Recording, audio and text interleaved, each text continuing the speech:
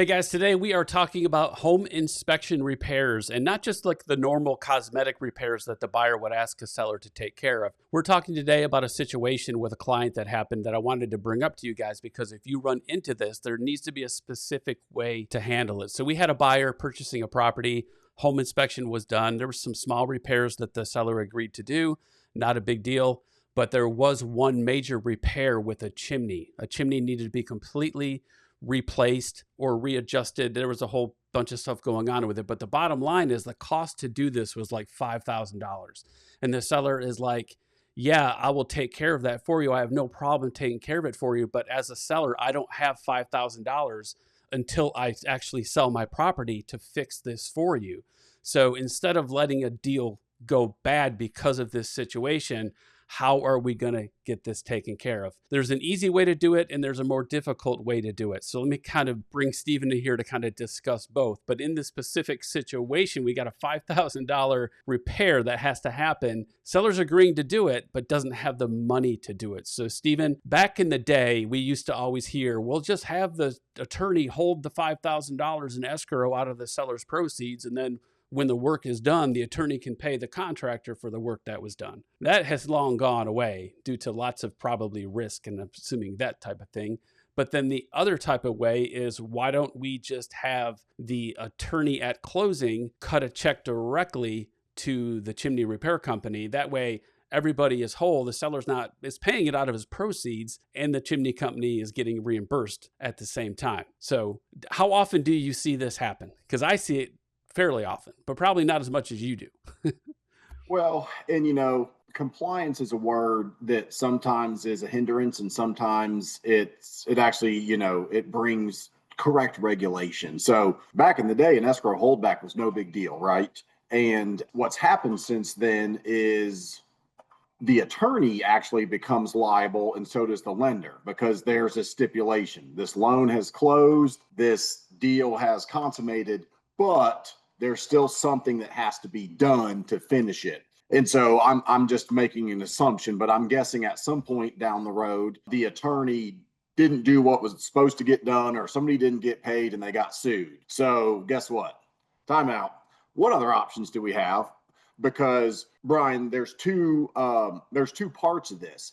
We as lenders don't ever want to see a home inspection. That's something that's like, no. But sometimes even on an appraisal, it will come up that, hey, this appraisal's fine value-wise, but something has to get done. And that's the common thing is like, hey, I'm selling the house because I need money. I'll be glad to fix it. But right now, until I sell, I just don't have the money. So the compliance allows the seller to pay whoever from their proceeds. So on the lending side, we also can't just put a big invoice into the buyer's side because then underwriting knows about it. Then underwriting asks questions. Then we got to prove all this. And then we get into a point where no one's ever going to get a loan. For sure. And this happens in the past. I mean, it's not only been the issue that I just talked about, but other major things have come up. You know what I mean? Like there's no negotiation at the closing table. Like the HVAC is functioning in another scenario, right? It's functioning, it's cooling, but it is like 25 years old.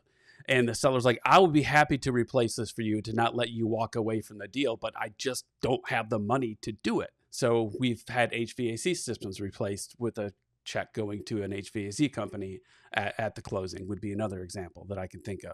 Yeah, and that's the most powerful thing is, and why you want to work with professionals who have, been around the block and seen different scenarios, because one person's dead end is just another person's obstacle to say, oh yeah, that's a wall, but we can either go above it or around it, but we don't have to stop. And people just don't realize that there's flexibility. So, sometimes people will say, oh, that's, can you do that? Yes, we have to stay within the rules of our industry, right? Our licenses are on the line, but there's always a way to be creative, because if you have somebody that wants to buy and somebody that wants to sell and there's an issue, most of the time those parties are willing to work together to bring the solution of, I want what you got and you want what I got, so let's make this deal happen. And using that strategy of having a seller use their proceeds that are coming instead of holding money back and involving an escrow account and an attorney and an underwriter and tons more compliance, this is the old easy button fix. So let's try to go that route. Yeah, for sure. So guys, if you have a situation or you're in a situation and you're like, what do I do? I've got some issues like you're talking about. My agent didn't know we could do this, right? Just reach out to us. We'd be happy to walk you through other options that could help you maybe save a transaction if you're in this situation. But guys, just reach out. We would love to share our knowledge with you guys and just bring you these topics because a lot of agents don't know these ways around these things. So we are just here to help. But guys, if you're getting any value from the video, go ahead and give it a like. Consider subscribing to the channel. Stephen, any final thoughts before we wrap this one up?